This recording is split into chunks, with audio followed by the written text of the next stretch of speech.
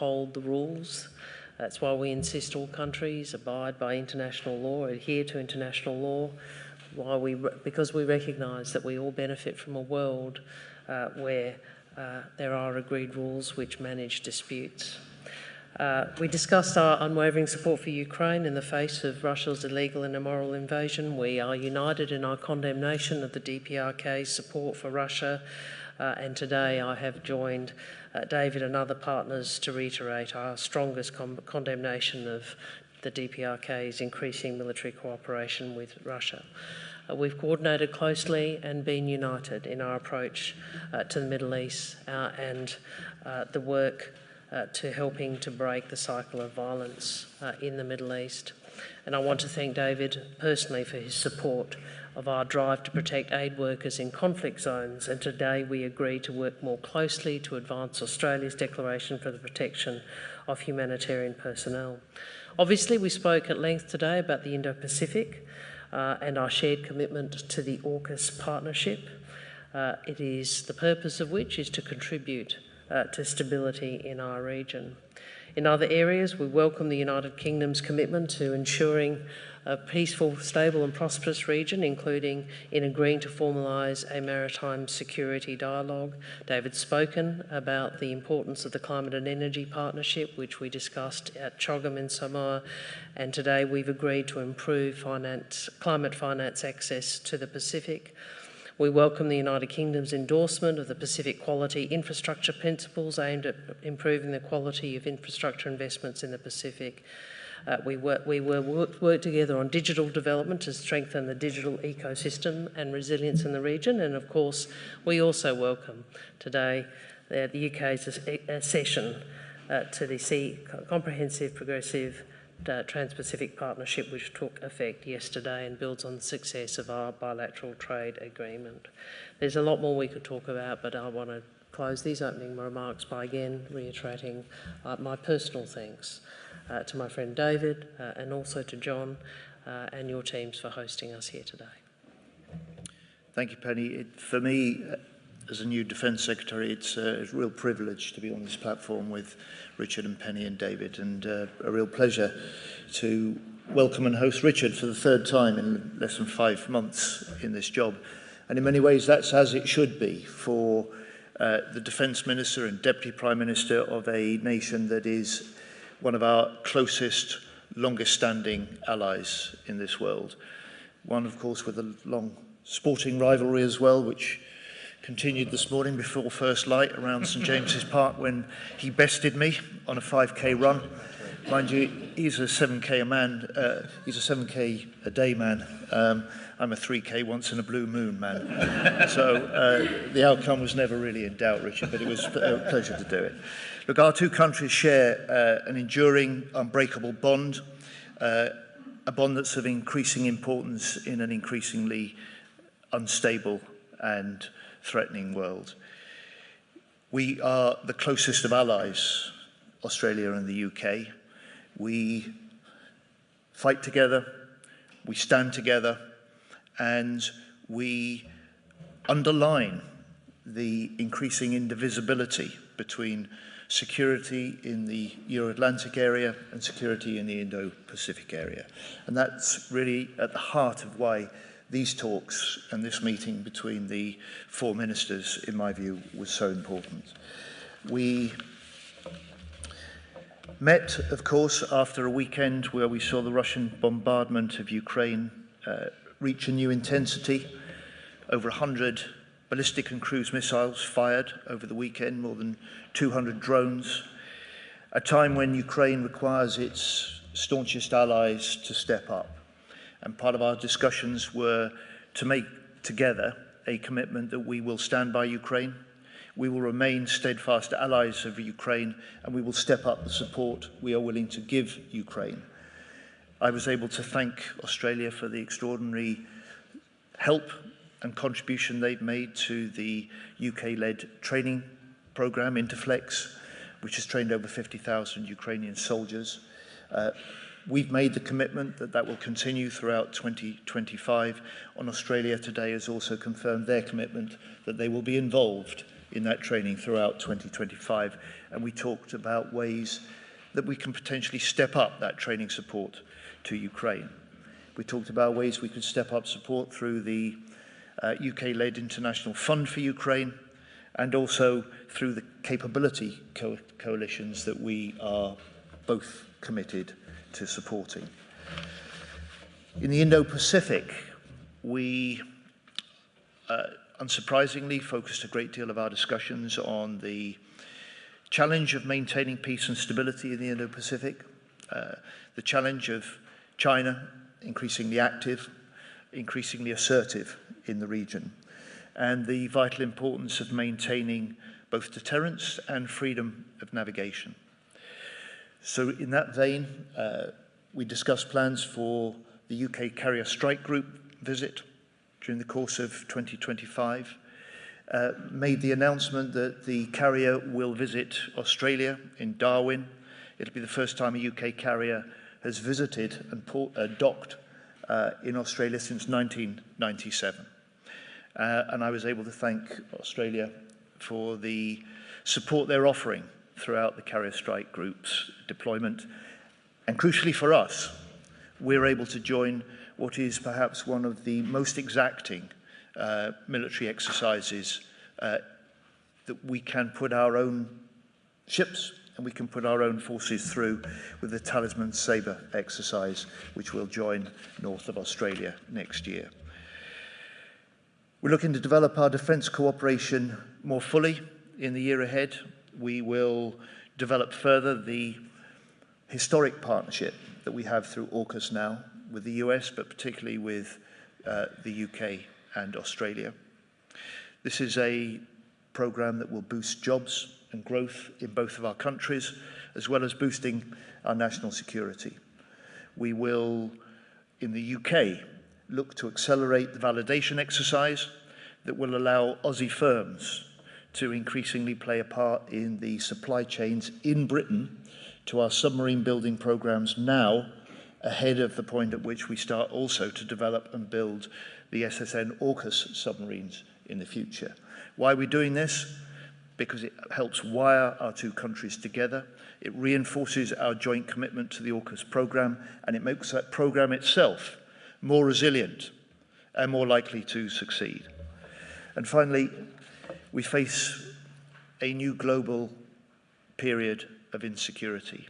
And in this new era of global insecurity, the one thing that is certain is that our two nations could not be more secure in the partnership and the commitment they have to work together. And I thank you for that. Well, thank you, John, and thank you, David. It's really been an enormous pleasure for Penny and I to be with you today, to have such fruitful conversations as part of the second AUKMIN of this year. This morning, I had the distinct honour of being presented by John the Victoria Cross, which was awarded to Private Richard Norden for actions that occurred in May of 1968 in the Battle of the Fire Support Base Coral in the aftermath of the Tet Offensive. That we did that presentation in the office of the Duke of Wellington, and so there was some history to that. This is the 103rd Victoria Cross which has been awarded to an Australian. The first was awarded in July of 1900 by Neville House for actions that took place in that month, 6 months before Australia federated. And of course, as people will know, the Victoria Cross, the actual Victoria, the medal, is fashioned out of metal that is taken from 2 or 3, I think, captured cannons of Russia during the Crimea War. The history of the Victoria Cross in so many ways speaks to the history and the depth of the relationship between our two defence forces, between our two militaries. As I said, it extends prior to the formation of Australia itself. And this is the most significant, the oldest, the deepest defence relationship that we have had. And perhaps because of that, the legal underpinning of it had never really been put in place until this year.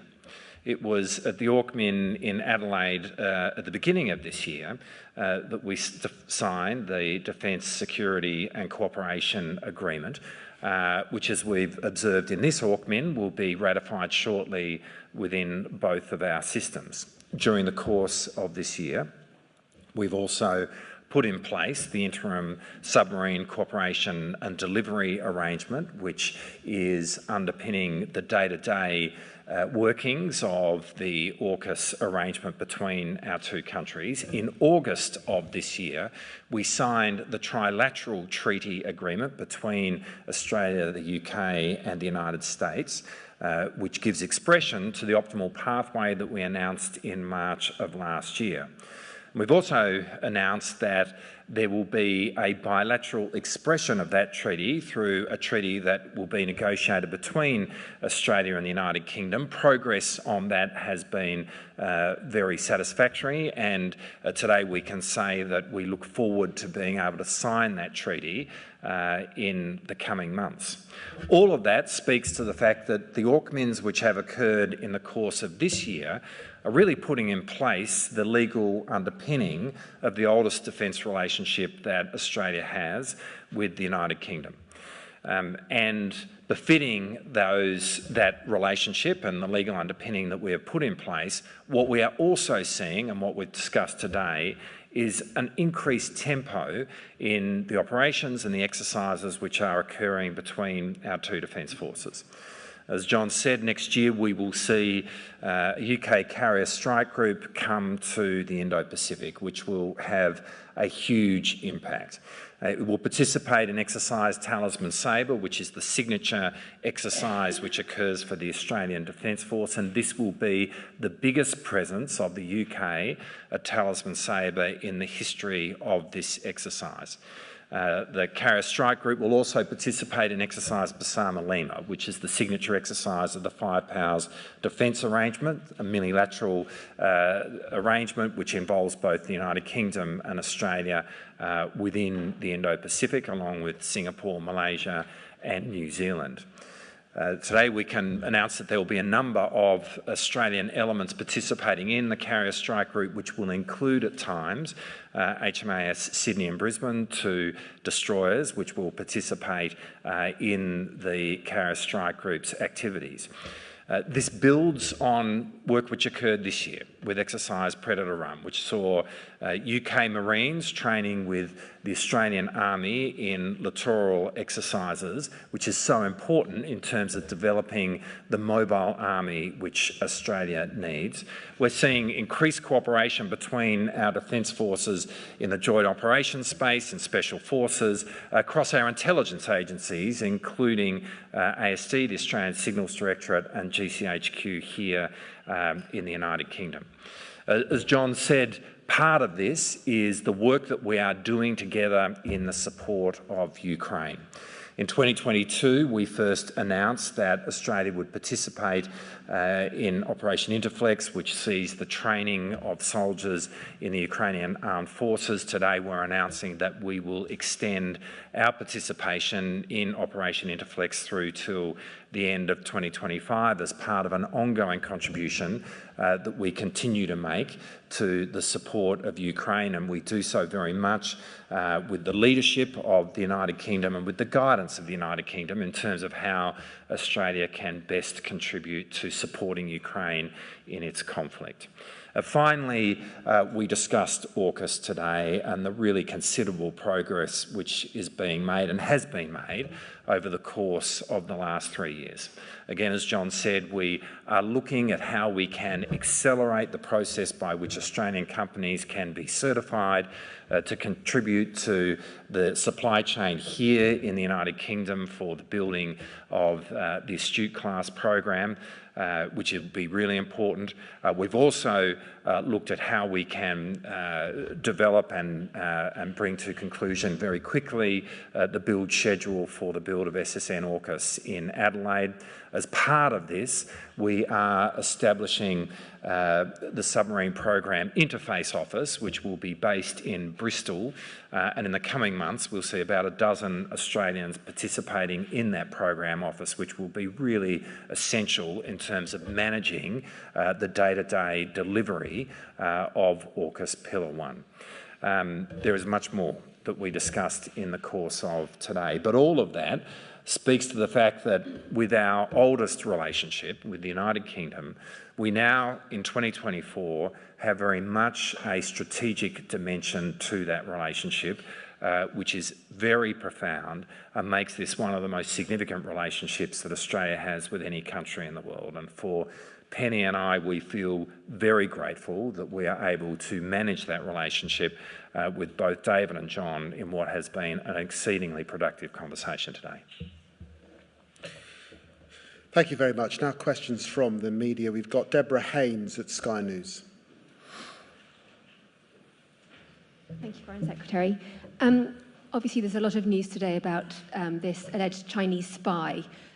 How worried are you that Yang Tengbo is just the tip of the iceberg and that actually the British public can expect many more Chinese nationals being banned from travelling to the UK? And if I may, just on Syria, please, you've said that the UK can engage diplomatically with Hayat Tahrir al-Sham, this rebel group that led the taking of Damascus. Can you give a bit more detail about that? What does that engagement look like? Are you talking to members of the transitional government? And if I may have a question for the Australian Foreign Minister, please. Obviously, Australia understands fully the threat posed by China, but as well, it's a big economic power and there is a need for dialogue. The UK government is undertaking a review, a China audit of its policy on China. But given that Donald Trump is about to return to the White House and given his very strong view on seeing China as a threat, is it delusional to think that you can have any kind of meaningful, positive relationship with Beijing when a core member of the AUKUS trilateral alliance is Donald Trump and the United States? Thank you. I think that was 3 questions from Sky News, but we will attempt to answer them. Could I begin on Syria? I can confirm today that we have sent a delegation of senior UK officials to Damascus this week for meetings with the new interim Syrian authorities and members of civil society groups in Syria, and it underlies our commitment to Syria. Yesterday I announced a £50 million package of humanitarian aid, also further money to help secure chemical weapon stockpiles in Syria. It was important that we were represented in Aqaba at the weekend. We confirm, of course, our support for the principles that have been set out, an inclusive transitional political process that is Syrian-led and Syrian-owned. On China, I welcome the court's decision to uphold the Home Office's position on Yang's exclusion, and where individuals pose a threat, as you would expect, the UK government is absolutely committed to using the full range of powers available to disrupt them. I raised these issues when I was in Beijing a few weeks ago. This case does not exist, sadly, in a vacuum. The UK is in the most complex threat environment that we've seen for a very significant time, including terrorism and states, including China, Iran and Russia, that pose a threat to us. 6 individuals have been charged under our National Security Act to date. So we recognise the threat, we've raised it with the Chinese government, and we will act wherever we need to. Thank you.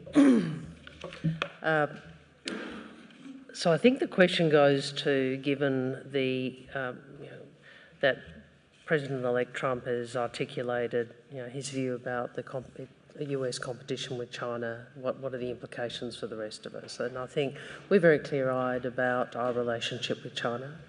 I've described it in various ways: cooperate where we can, disagree where we must, engage in our national interest, and that reflects the reality of the relationship, which is there are areas where we can cooperate, where we do engage economically, where we do engage on other areas, but also recognises there are areas where we are going to disagree because of who we are and because of our interests. I think it's important for us all to bring a degree of realism to the relationship with China. The first is China, as I've said publicly, China is going to continue to be China. And we understand China is doing what great powers do. We, from Australia's perspective, and this is why, in part, why we are here, we want to work with others to uphold our interests. Secondly, China is not going anywhere. It will continue to be a very important part of the global economy and of the strategic landscape of the globe. And we also we deal with that reality as well in the way we approach our relationship with China, but also how we approach our relationship with others in support of strategic stability in our region.